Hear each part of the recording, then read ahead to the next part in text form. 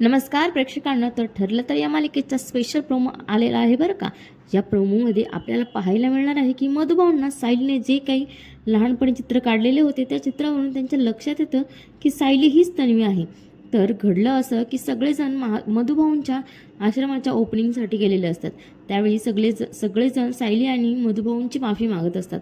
पूर्णाजी तर अक्षरशः कान पकडून माफी मागताना आपल्याला पाहायला मिळते आणि प्रतापराव रविराज सुद्धा कान पकडून माफी मागतात.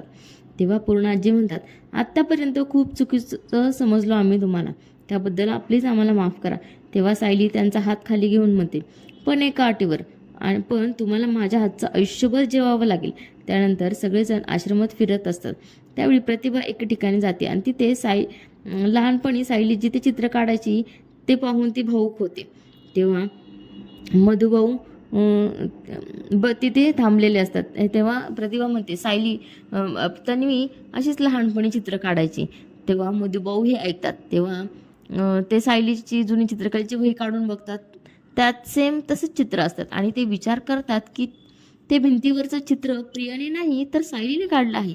आणि त्याच्या हे लक्षात येतं की सायली हीच प्रतिभाची मुलगी आहे.